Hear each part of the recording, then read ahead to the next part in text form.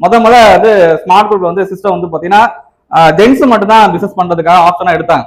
அந்த நான் வந்த டைம்ல யார் வந்து கெஸ்ட் கிடையாது, யாரும் கிடையாது சார், லேடிஸே கிடையாது, எடுக்க மாட்டாங்க. அந்த மாதிரி நிறுவனத்துல பண்ணிட்டு இருந்தாங்க. அங்க எங்க பண்ணல ஸ்மார்ட் குரூப்ல இந்த வரலாறுலாம் இல்லவே இல்லை. நான் வந்த புதுசுல எனக்கு இருந்தது நான் எல்லாருமே மீட்டிங் அப்படின்னா கொசம் யாரெல்லாம் இருப்பாங்க, பையன் மட்டும் தான் இருப்பாங்க கரெக்டா. ஆனா அதுக்கப்புறம் சிஸ்டம் மாறினோம்னா லேடிஸ் ஜென்ட்ஸ் எல்லாராலையும் இந்த பிசினஸ் பண்ண முடியும் அப்படிங்கிற லீடர் மேனேஜர்லாம் முடிவு எடுத்து அந்த டைம்ல அதை பண்ணாங்க சரிங்களா. ஆனா இந்த அனௌன்ஸ்மெண்ட் வந்து இந்த பிசினஸ்க்கு இந்த ஆபீஸ்க்கே என்னதான் புதுசுதான் ஓகேவா. ஏன் அப்படி சொல்றேன் சார், எதனால அப்படி சொல்றேன், எதனால அப்படி சொல்றேன் சார், ஏன் பதில் சொல்லுங்க, ஏன் எதனால சொல்ல முடியும் சார். நீங்க நிறைய பேர் நம்ம லேடிஸ் ஜென்ட்ஸ் எல்லாமே இருக்கும் சரிங்களா. இப்ப லேடிஸ்ல முதல் முறையா வந்து பாத்தீங்கன்னா ஸ்மார்ட் குரூப்ல நிறைய எல்லா பிரான்ச்ல வந்து பாத்தீங்கன்னா லேடிஸ் நிறைய பேர் ஒர்க் பண்றாங்க, நிறைய பேர் ஒர்க் பண்ணிட்டு இருக்காங்க. ஆனா ஒரு முன் உதாரணமா யாராவது சொல்றதுக்கு வந்து பார்த்தா எதுக்கு எடுத்தா எக்ஸாம்பிள் வந்து நிறுவனத்தை தான் சொல்ற மாதிரி இருக்கும். நிறுவனத்துல உள்ள இவங்க பண்ணிருக்காங்க, இவங்க பண்ணிருக்காங்க சொல்றோம். நம்ம ஆபீஸ்ல வந்து பாத்தீங்கன்னா நம்ம ஸ்மார்ட் குரூப்ல வந்து நிறைய லேடிஸ் இருக்காங்கன்னா இவங்க வந்து யார் சார் நம்ம உதாரணமா மேனேஜரை காட்டுறதுக்கு. ஃபர்ஸ்ட் உதாரணமா வந்து யார் ஆயிருக்காங்க சார், அவங்களோட மகா மேம் ஆயிருக்காங்க. ஃபர்ஸ்ட் அவங்க கிளாப் பண்ணிக்கோங்க.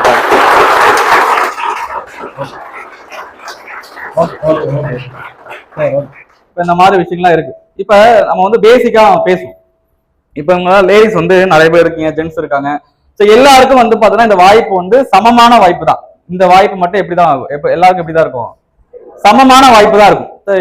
எந்த துறையில எந்த வேலையில எடுத்தாலும் அவங்களுக்கு வந்து ஒரு முன்னுரிமை வந்து பாத்தீங்கன்னா எப்போதுமே தெரிஞ்சுக்கோங்க.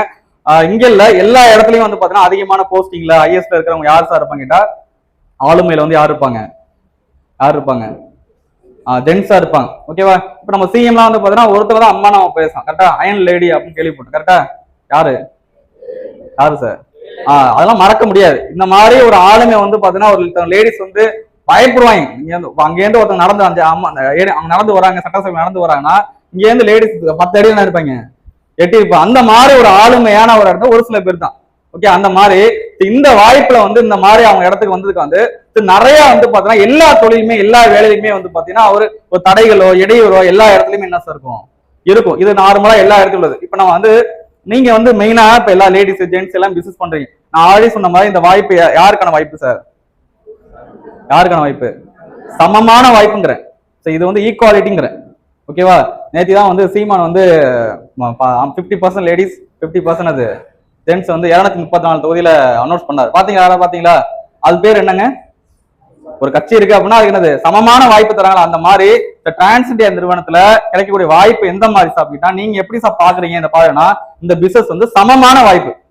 யாருக்கு சமமான வாய்ப்பு, எல்லாரும் அடையக்கூடிய வாய்ப்பு தான். இதுல யாருக்கும் இவங்க தான் ஆகணும் இவங்க தான் ஆகக்கூடாது அப்படிலாம் கிடையாது. யாருக்கு அவங்களோட தகுதியும் திறமையும் அவங்க சாக்ரிஃபைஸ் பண்றாங்களோ, அவங்க இந்த பிசினஸ்க்காக அவங்க திறமையை வளர்த்துக்கிறாங்களோ, அவங்க இந்த பிசினஸ்ல போக்கஸா கவனமா இருக்காங்களோ, அவங்க 100% என்ன பண்ண முடியும், இந்த தொழில நம்மளால அடைய முடியும் அப்படிங்கிற சொல்றதுக்கு ஒரு உதாரணமா யார் ஆயிட்டாங்க சார், யார் ஆயிட்டாங்க. அவங்களுக்கான ஃபங்க்ஷன் தான் இன்னைக்கு என்ன சார் நடந்துட்டு இருக்கு கரெக்டா. இந்த மாதிரி சார் நான் உங்க இடத்துல இருந்த அப்படின்னா நான் சொல்ற விஷயம் உங்களுக்கு புரியும், அதுக்காக தான் சொல்றேன். இப்ப எல்லா தொழிலும் எல்லா வாய்ப்புலையுமே இடையூறு இருக்கும், தடைகள் இருக்கும். அந்த மாதிரி இவங்களுக்கு இருந்திருக்குமா சார் கேட்டீங்கன்னா சின்ன வந்து காரணம் சொல்லுவாங்க. இப்ப இந்த அனௌன்ஸ்மெண்ட் மெயினா நடக்குது. இந்த அனௌன்ஸ்மெண்ட் முடிஞ்சதுக்கு அப்புறம் வந்து பாத்தீங்கன்னா நீ என்ன இம்பாக்ட் பண்ணி எடுத்துட்டு போய் எனக்கு தெரியல. ஆனா ஒரு விஷயத்த மட்டும் ரொம்ப ஸ்ட்ராங்கா நம்புங்க. ஒரு தொழில ஒரு துறையில அந்த மாதிரி ஒரு வாய்ப்பு கிடைக்குது, என்னால அந்த இடத்துல என்னோட உழைப்பு கொடுத்தா, என்னால அந்த இடத்துல எனக்கு கொடுத்தா, அந்த வாய்ப்புல எனக்கான தகுதி கொடுத்தா நான் எனக்கு பண்றாங்க அப்படின்னா அந்த இடத்துல நம்மளோட உழைப்பை 100% நம்மளோட கவனத்தை என்ன பண்ணும் சார் செய்யணும். சொல்றது புரியுதா? அப்ப இந்த மாதிரி நம்ம இடத்துல இருக்காங்க ஓகே. அப்ப இந்த மாதிரி நீங்க இந்த பிசினஸ்ல நிறைய பேர் லேடிஸ்ல வந்து பாத்தீங்கன்னா பண்றவங்க வந்து லீடர் ஒரு கவுன்சிலிங் ஸ்டேஜ் வருவாங்க, லீடரா இருப்பீங்க, நிறைய இடத்துல இருப்பீங்க கரெக்டா. இப்ப யாரும் நிறைய பேர் கவுன்சிலிங் ஸ்டேஜ் ட்ரைனிங் ஒரு டீம் எல்லாமே இருக்கும். அவங்களுக்கு வந்து பாத்தீங்கன்னா ஒரு ஸ்டேஜ்ல இருந்து ஃபர்ஸ்ட் ஜாயின் பண்றப்ப அதிகமான ரெஸ்பான்சிபிலிட்டி கிடையாது. நார்மலா எப்போதும் போல நம்ம வரலாம். ஆனா ஒரு மேனேஜ்மெண்ட்டுக்குள்ள வரணும், ஒரு நிர்வாகத்துக்கு இடத்துக்கு வரணும் அப்படின்னா அங்க வந்து கன்ஃபார்ம் வந்து பாத்தீங்கன்னா நிறைய விஷயத்த வந்து சாக்ரிஃபைஸ் பண்ணணும். நம்மளோட முழு கவனத்தை எதுல கொடுக்குற மாதிரி இருக்கும், பிசினஸ்க்காக பண்ற மாதிரி இருக்கும் ஓகேவா. இப்ப நீங்க வந்து இந்த அனௌன்ஸ்மெண்ட் முடிஞ்சதுக்கு அப்புறம் ஒரு சின்ன அளவு ஒரு விஷயம்னா நான் இந்த பிசினஸ்ல ஒரு ஆள் ஆயிட்டாங்கடா, ஒருத்தன் ஜெயிச்சுட்டாங்க அப்படின்னா அந்த பிசினஸ்ல யாரும் ஜெயிக்க முடியும் சார், யாரும் ஜெயிக்க முடியும், நம்மள மாதிரி எல்லாருமே என்ன பண்ணலாம். கரெக்டா கரெக்ட் இல்லையா? இந்த மாதிரி ஒரு விஷயம் தான் இருக்கு. அப்ப இவங்களுக்கு வந்து மெயின் விஷயம் வந்து உங்களுக்கு என்னெல்லாம் இருக்கும்ங்கிறது ஒரு எக்ஸாம்பிள சொல்றேன். இப்ப தடைகளோ இடையிலோ சொல்றோம்ல, இந்த மாதிரி லேடிஸ்க்கு நிறைய நான் ஆபீஸ்ல இருக்கும்போது எனக்கு சின்ன சின்ன விஷயம்லாம் தோணும். இப்ப ஜென்ஸ் லேடிஸ் ரெண்டு பேருமே அவங்க வந்து ஒர்க் பண்றாங்க, லீடர் ஆயிடுவாங்க, அசிஸ்டன்ட் மேனேஜர் ஆவாங்க, கவுன்சிலிங் பண்ணுவாங்க, டீம் இருக்கும், எல்லாமே இருக்கும். ஆனா அந்த ரெஸ்பான்சிபிலிட்டி வர இடத்துல வந்து பாத்தீங்கன்னா நிறைய வந்து காரணங்கள் சொல்லுவாங்க. அந்த மாதிரி காரணங்களை எக்காரணம் கொண்டு நீங்க என்ன பண்ணக்கூடாது, சொல்லக்கூடாது. புரியுதா? காரணத்தை சொல்லிட்டு இவ்வளவு பெரிய வாய்ப்பை தட்டுவீங்களா அப்படின்னா அது உங்களோட விஷயம் தான். இப்ப இந்த இடத்துல ஆயிருக்காங்களா, இவங்க மேம் ஆயிருக்காங்களா, இப்ப ஆனதுக்கு வந்து பார்த்தா இந்த சின்ன சின்ன விஷயங்கள்லாம் அவங்க வந்து பாத்தீங்கன்னா அந்த தடையை தாண்டி இருந்திருப்பாங்க. இப்ப எக்ஸாம்பிளா சொன்னா இந்த மாதிரி காரணங்கள் சொல்லக்கூடாதுன்னு சொல்றேன். இப்ப நம்ம ஜாயின் பண்ணியாச்சு, ஒர்க்கை ஸ்டார்ட் பண்ணிட்டேன், நான் ஒரு 3 மாசம் 6 மாசம் நான் ஒர்க் பண்றேன், நான் ஒரு டிஸ்ட்ரிபியூட்டரா ஜாயின் பண்ணேன், நான் ட்ரெயினர் ஆகிறேன், அதுக்கப்புறம் சப் லீடர் ஆகிறேன், அப்புறம் லீடர் ஆகிறேன், அப்புறம் அடுத்த கேட்டகரி அப்படியே வந்து டீம் எனக்கு அதிகமாகறாங்க, வருமானம் அதிகமாகுது. அந்த இடத்துல என்னன்னா கொஞ்சம் அதிகமான நேரத்தையும் கொஞ்சம் கவனத்தையும் நிறைய என்ன பண்றோம், ஸ்பெண்ட் பண்ற மாதிரி இருக்கும். அந்த இடத்துலதான் நிறைய பேர் லேடிஸ் என்ன பண்றாங்கன்னா சின்ன சின்ன காரணமா வந்து சார் ஃபேமிலி எங்க 4 மணிக்குள்ள பொழுது ஆனா பொழுது சாயறதுக்குள்ள எங்க வந்துடணும், எங்க வேணா போ, எப்ப வேணா போ, ஆனா எப்போ வந்துரு, எப்போ 4 மணிக்கு ஆபீஸ் போனாச்சுன்னா வாட்சை பார்க்காச்சான் சார் 4 மணி ஆயிடுச்சு சார், 4 மணி ஆயிடுச்சு சார், 4 மணி ஆயிடுச்சாம்பாங்க. ஓகேவா? இந்த மாசம் சப்போர்ட் எங்க வேணா போன, ஆனா நான் பொழுது சாயத்துல எங்க வந்துரு, வீட்டுக்கு வந்திருப்பாங்க. இந்த மாதிரி வந்து ஒரு பிசினஸ்க்கு அதிகமா கவனம் கொடுக்கறதுல எங்க சொல்லுவாங்க, இந்த மாதிரி ரீசன் சொல்லுவாங்க. சார் எங்க அப்பா வந்து இந்த மாதிரி சீக்கிரமே வர சொல்றாங்க சார், நம்ம சீக்கிரம் போகணும் சார் அப்படிம்பாங்க. சார் எங்க ஹஸ்பண்ட் வந்து நான் மேரேஜ் எல்லாம் பண்ணிட்டேன் சார், என் குழந்தைங்க எல்லாம் இப்ப ஸ்கூலுக்கு போயிட்டாங்க சார், அங்க வந்து அழைக்க போகணும் சார் இருப்பாங்க. சார் எங்க ஹஸ்பண்ட் வந்து 6 மணிக்கு மேல நீங்க போனே பேசக்கூடாதுன்னு சொல்றாரு சார் பிசினஸ்க்கு, நீ எங்க பேசு, வீட்லயே ஆபீஸே முடிச்சுட்டு வாங்க, அவங்களுக்கு எதுவுமே தெரியாது, அவன் வந்து டீம் இருப்பாங்க, அவங்களுக்கு கால் பண்ண எல்லாம் பேசுவாங்க. அப்ப அவங்க என்ன சொல்லுவாங்க, சார் இந்த மாதிரி பேச சொல்றாங்க சார் அப்படின்னு சொல்லி இது ஒரு காரணம் சொல்லுவாங்க. கரெக்டா சொல்லுவாங்க, சொல்ல மாட்டாங்களா? நீ 6 மணிக்குள்ள போன் பேசணும், யார்கிட்ட பேசிட்டு இருக்க, ஆபீஸ் தான் பேசிட்டு இருப்பாங்க, ஆனா என்னது யார்கிட்ட பேசிட்டு இருப்பாங்க. இந்த மாதிரி சின்ன சின்ன விஷயம் வந்து என் ஊர்ல இந்த மாதிரி 6 மணிக்கு மேல தான் எங்க வந்து ஊர்ல ஏதாவது சொல்றாங்க சார், இருட்டாயிட்டு சொல்றாங்க சார், அது சொல்றாங்க சார், என்னென்னமோ காரணங்கள் வந்து பாத்தீங்கன்னா முன்ன வச்சுட்டே இருப்பாங்க. இதெல்லாம் என்ன சார் அப்படின்னா நீங்க அந்த இடத்துல காரணம் வைக்கும் போது வந்து பாத்தீங்கன்னா நீங்க உங்க தோல்வியை நீங்களே என்ன பண்றீங்க, எடுத்து சொல்லிக்கிட்டே இருக்கீங்க. சார் நான் கொஞ்சம் லேட்டு சார், லேட்டு தான். இந்த மாதிரி சொல்லாத நம்பர் தான் யாருங்க,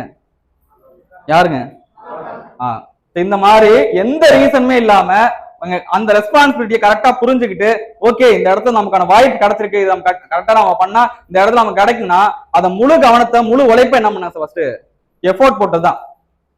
சொல்றது புரியுது சார்? இந்த மாதிரி சின்ன சின்ன காரணங்கள் சொல்லி என்ன பண்ணல அவங்க இவ்வளவு இடத்த அவங்க என்ன பண்ணல, மிஸ் பண்ணல. புரியுதா? இப்ப இந்த மாதிரி நீங்க என்ன பண்ணணும், ஃபர்ஸ்ட் நான் ஜாயின் பண்ணியாச்சு அப்படின்னா நான் ஒருத்தர் டிஸ்ட்ரிபியூட்டரா இருக்கேன், நான் ட்ரெயினர் ஆகணும், சப்லீடர் லீடர் ஆகனா சார், போஸ்டிங் அதிகமா ஆகும்போது பொறுப்புகளே என்ன வரும் சார், பொறுப்புகள் அதிகமாகும்போது ரெஸ்பான்சிபிலிட்டி ஆட்டோமேட்டிக்கா என்ன பண்ணணும், வரணும். இப்ப இந்த ஆபீஸ் நம்பி ஒரு 50 பேர் 100 பேர் டீம் இருக்காங்க.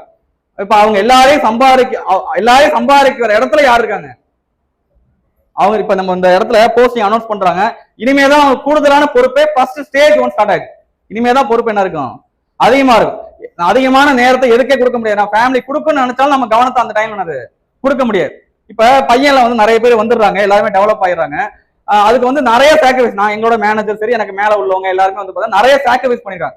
இப்ப என்ன சாப்பிடணும், ரூம்ல நாங்க வந்து ஃபேமிலியை தாண்டி வந்து ரூம்ல தங்கியிருப்போம், கடை சாப்பாடு தான் சாப்பிடுவோம், கிடைச்ச சாப்பாடு சாப்பிடுவோம், ஃபேமிலியோட நிறைய வீட்டுக்கு போக முடியாது, தங்கி தான் ஒர்க் பண்ணுவோம். இந்த மாதிரி 5 வருஷம் 7 வருஷம் பிசினஸ்ல கவனமா ஒர்க் பண்ணால அந்த இடத்துல அந்த பொசிஷன் நம்மளால என்னது பண்ண முடிஞ்சு. அதே மாதிரி அதே விஷயத்த ரொம்ப நாள் இல்ல, அந்த ஒரு விஷயத்த கொஞ்சம் கன்சிஸ்டன்டா நம்ம ரெகுலரா பண்ணும்போது அந்த 2 வருஷம் 3 வருஷத்துல அவங்க அந்த இலக்கை என்ன பண்ணிடுறாங்க சார், அடைஞ்சிடறாங்க. கிளியர்? புரிஞ்சா சார்? மெயின் வந்து பாத்தீங்கன்னா உங்களுக்கும் இல்ல எல்லாருக்குமே என்ன சார், தொழிலோ வேலையோ வாய்ப்போ எல்லா இடத்துலயும் இடையூறோ தடைகள் என்ன இருக்குமா இருக்காது சார், இருக்கும். அத இந்த மாதிரி காரணங்கள்லாம் தயவு செய்து இனிமே என்ன பண்ணாங்க, இந்த அனௌன்ஸ்மெண்ட் பார்த்ததுக்கு அப்புறமாவே சொல்லாதீங்க. ஓகே, இங்க உட்கார்ந்துருக்க நபர் இனிமே வந்து ஜாயின் பண்ணியாச்சா, நான் ஒர்க் பண்ணியாச்சா, இவங்க ஆயிருக்காங்க, நான் ஜாயின் பண்ணியாச்சு, நான் வேலையை பார்க்க போறேன்னா 1 வருஷம் 2 வருஷம் நம்ம அந்த நினைச்சு இலக்க என்ன பண்ணலாம், நம்ம அடைஞ்சிடலாம். கிளியரா? சரி, யாரு வேணாலும் அதான் சொல்லிட்டேன். ஆல்ரெடி இந்த வாய்ப்பு எந்த மாதிரி வாய்ப்பு, யாருக்கான வாய்ப்பு, சமமான வாய்ப்புன்ட்டு, சமமான வாய்ப்பு எல்லாருக்கும், அது ஈக்குவாலிட்டி தான். ஓகேவா? அப்ப அந்த இடத்துல நம்மளோட ரெஸ்பான்சிபிலிட்டியா நம்மளோட கவனத்தை அதிகமா கொடுக்கும்போது பண்ணலாம். ஆனா என்ன மட்டும் சொல்லவே கூடாது, என்ன சொல்லக்கூடாது, காரணமே சொல்லாது. அதான் சொல்லுவாங்க, காரணம் சொல்வதுகள் என்னது, காரியங்கள் சாதிப்பதிலே காரியங்கள் சாதிப்பவர்கள் என்னது ஒரு காரணம் என்ன இல்ல, காரணம் சொல்லுவதில்ல. காரியம் என்னங்க, என்ன இப்ப என்ன காரியம் பண்ணிட்டாங்க, என்ன அச்சீவ் பண்ணிட்டாங்க, என்ன அச்சீவ் பண்ணிட்டாங்க சார்? சார் மேனேஜரா என்ன இருக்காங்க சார், ஆயிருக்காங்க. ஃபர்ஸ்ட் அவங்களுக்கு ரொம்ப கிளாப் பண்ணிக்கோ சும்மா. அப்ப அவங்க என்ன சொல்லல, என்ன சொல்லல, அனௌன்ஸ் பண்ணிட்டாங்க. அனௌன்ஸ் மேனேஜர் ஆக போறாங்க கொஞ்ச நேரத்துல. இப்ப மேனேஜர் ஆயிட்டோம்னா அவங்களோட வருமானத்துல என்ன ஆயிடுச்சு, மாற்றம் நடந்துருக்கு. கரெக்டா?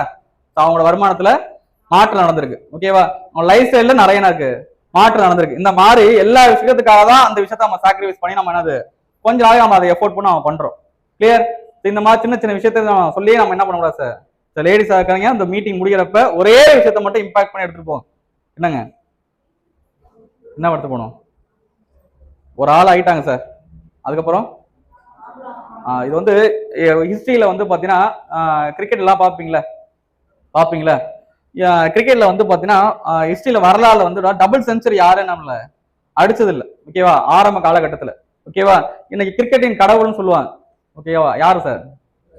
சச்சின் சொல்லுவாங்க. சோ முதல் முறை ஏன் அவர் அப்படி சொன்னாங்க அப்படின்னா, முதல் முறையா வந்து அந்த வயசுல அந்த ஏஜ்ல அவ டபுள் செஞ்சுரி அடிக்க முடியாது எல்லாருமே சொல்றாங்க, யாருமே அடிக்கல. நிறைய பிளேயர் இருந்தாங்க, சூப்பரான பிளேயர்ல இருந்தாங்க. அந்த டைம்ல ஃபர்ஸ்ட் எலிஜிபிள் கேட்டகரியில வந்து யார் சார் கேட்டா சச்சின் தான் டபுள் செஞ்சுரி அடிச்சாரு. அது அடிச்ச அதே வருஷத்துல வரிசை எல்லா பிளேயருமே என்ன பண்றாங்க சார், பண்ணிட்டாங்க. இப்ப எல்லாம் டபுள் செஞ்சுரிலாம் அசால்ட்டா என்ன பண்றாங்க. எப்போதுமே வெற்றிங்கிறது ஒரு ஆள் செய்யறது மட்டும்தான் என்ன சார் கஷ்டமா தெரியுமா இருக்கும். அவர் ஒரு ஆள் பண்ணிட்டாரு அப்படின்னா அவரை மாதிரி எல்லாருமே நம்ம சார் முடியும்ங்கிற நம்பிட்டாங்கன்னா அப்படின்னா யாராலையும் முடியும், எல்லாரும் முடியும். அப்ப அவங்களுக்குள்ள என்ன இருந்திருக்குன்னா அவங்களுக்குள்ளதான் இருந்திருக்கு, அவங்களுக்குள்ளதான் டபுள் செஞ்சு அடிக்க முடியுங்க திறமை எல்லாமே இருக்கு. ஆனா ப்ரூவ் பண்றதுக்கு யாராவது எக்ஸாம் என்னது தேவைப்படும். அப்ப சச்சின் வந்து அடிச்சதுக்கு அப்புறம் தான் அதனால கிரிக்கெட்டிங் அளவு வந்து சச்சின் சொன்னாங்க. அதுக்கப்புறம் அவரை ஃபாலோ பண்ண எல்லாருமே என்ன ஆயிட்டா அப்ப எல்லாரையும் அடிக்க முடியும்னு சொன்னா எல்லாருமே டபுள் செஞ்சு அடிக்க ஆரம்பிச்சாங்க. இந்த மாதிரி ஒரு ஆபீஸ்ல ஒருத்தர் லேடிஸ் இந்த அளவுக்கு ஒரு மேனேஜ்மெண்ட்ல வர முடியுங்க, அதுக்கான தகுதியும் திறமையும் உள்ள எல்லாமே வளர்த்துக்கிட்டு எல்லாருமே என்ன ஆயிட்டாங்க வந்துட்டாங்க. ஒரு எக்ஸாம்பிள் போதும், அந்த ஒரு எக்ஸாம் வச்சு ஆபீஸ்ல உள்ள எல்லாருமே என்ன ஆகும் சார் அந்த இடத்துக்கு நம்ம அடைய முடியும். கிளியர்? நம்பலாமா வேணாமா? இது உங்களுக்குள்ள இருக்கிற விஷயம். நான் முழுசா நம்புறேன் சார் அப்படின்னா அந்த இடத்துல நம்மளால அந்த இலக்கை என்ன முடியும், அடைய முடியும். அதுக்கான சின்ன சின்ன காரணம் சொல்லிட்டு இவ்வளவு இடத்துல நம்ம தயவு செய்து வேஸ்ட் பண்ணக்கூடாது. கிளியரா? சொன்ன விஷயம் புரிஞ்சா? இந்த மாதிரி லேடிஸ்ல உண்மையா ஒரு மேனேஜர் ஆகிறது ஒரு சாதாரண விஷயம் கிடையாது. அது உண்மையா எனக்கு அது வந்து லீடர் ஆகுறதோ அசிஸ்டன்ட் மேனேஜர் எல்லா கேட்டகரி வந்துருவாங்க. ஆனா மேனேஜருக்கு ஒரு கூடுதலான ஒரு பொறுப்பு எல்லாமே இருக்கும், ரெஸ்பான்சிபிலிட்டி எல்லாமே இருக்கும். அந்த இடத்துக்கு வந்ததுக்கு மெகா மேம்கா வாழ்த்துக்கள், நன்றியும் பல.